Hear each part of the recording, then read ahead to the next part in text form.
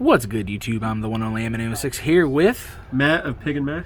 And I didn't want to do this, but he is forcing me against my will to first place, undefeated at locals, birds. Chirp, chirp. You can tell I'm really enthused. No, in fact, before we get started, we're going to go ahead and say this right now. This man de-shifted me with a common de-shifter all 3 games. And I'm playing Orcust. And I'm probably going to show that deck off at some point on the channel, but we're going to go with the deck that just sent me on a road of despair and peril. I lost to him, then I lost to Labyrinth because Lab's too good, and then he went on to beat the Lab. And all right, let's get into this. All right. 2 Empen because I don't want to play 3 because I have a bad history of bricking on tributes, which I did against Anthony, game 2. Which would happen in game 3 too. Egoing, Wabinga, Toucan Sham, and Stui. These would all be minimum rarity, but these copies are loyal, so that's why I played the foil ones. Hey, there you go. I almost want to play 2 Stree because his banish is real good, but I decided to play room for other bad cards. 1 Waisa and 1 Avion. Don't really need more of either, and they're both solid. Yes, they are. And then my favorite, Honorary Flu. Yeah. You can search with Robina. Yeah, someone hit me with that today. I don't necessarily think it was you, but someone really got me today with it. I did get some Labyrinth player. He tried to get his Clue Clock back, and I was like, that's funny. 3.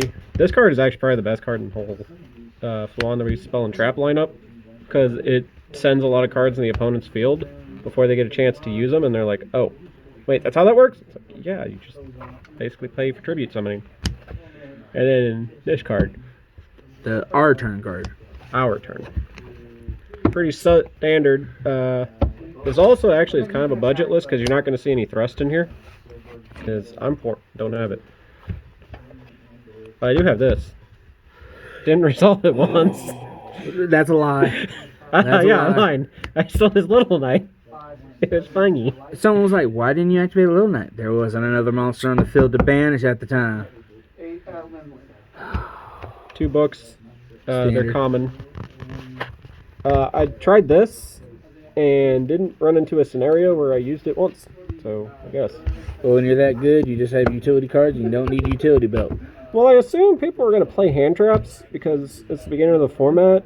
I would have loved to have some hand traps to give you. You did have Imperm. True. You got to play commons, but this doesn't come in common, so I just use these ones. That's fair.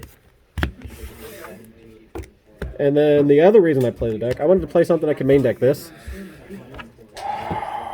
Still at 3. I normally play Fire King, but I needed to mix it up and then drop this on people and have them go, what the hell are you doing? Not losing this card. The moment you played that, I knew what you were doing. 3 common ash. Because... budgets. Yeah. And then the next common... It's beautiful! It's so beautiful! Just look at it! It's the most beautiful card. Yes. Side deck, or the extra deck matter? I'm going to show it anyways. Because it's funny. You can actually theoretically make this and then use a card in your side deck because it's a Harpy. You could technically make this with Empen plus 2 Little Birds and then get his effects. Yeah. You could technically stack 2 Little Birds for this package. Yeah. And then the other noteworthy cards, well, these don't need to be played, but it's funny. I'm going to forever play this card, because there was one time I was going against George, and I tributed a Fossil Dyna for Dimension Shifter, and then overlaid 2 Empens for this for game and time. They are gens, aren't they? Yes. And technically you could overlay them on this and then have a super fat Zeus, or just OTK them with this. And these last cards are funny, because this was in a binder, this is a first ed from Cosmoblazer, this is in German, and this is a multi-first ed. I respect you. I hate you, but I respect you. Lovingly. Also, if you did play 3 Empens, you could technically make this. Why? And then get rid of a bunch of cards and hit them for 5k. Why? I don't know. This is your only time card in your sideboard? Because you could search it with Robina. And I'm never going to not have a time card. Birds. In theory, if you're going second and you don't think Shifter is going to be completely everything, these can do it too. Yeah, won't they do it? And also you can technically just, on your turn, use your nib, send the token, all this other stuff. Beat Daniel Banks. Just all these do. Yep. Beat him. This one specifically. And then lastly, if you go first, you don't need Shifter, just do this. Yeah. Did not resolve this once today, though. I must be the only Flu player in the history of the universe that just never gets to this card. Well, you went undefeated, so theoretically speaking, you never needed it. Yeah, but it makes sense that you should have it somewhere, but also I could technically search this card, which is Ant-Man's favorite card. That is my favorite card. I almost meant to name this because of him. Yes, Feather Dust for the win. But yeah, pretty standard list, super fun. Kind of expected to go 0-2 drop, go home, and just chill. Dan just Literally ate and it. metaphorically, but I guess not. I guess birds are loyal.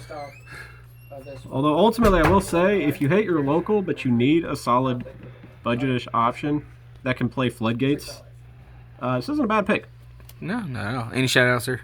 Mr. Ant-Man 816, because he's the best Yu-Gi tuber of them all. Action Sports Games. Kirkpatrick, haha, I did it. You didn't, haha. Yeah, I guess Brucey Boy Menard, because I love you. Activate Fusion Destiny. Chain Forbidden Droplet. All right, we're getting kicked out of the store, guys. There's always and until next time, YouTube deuces.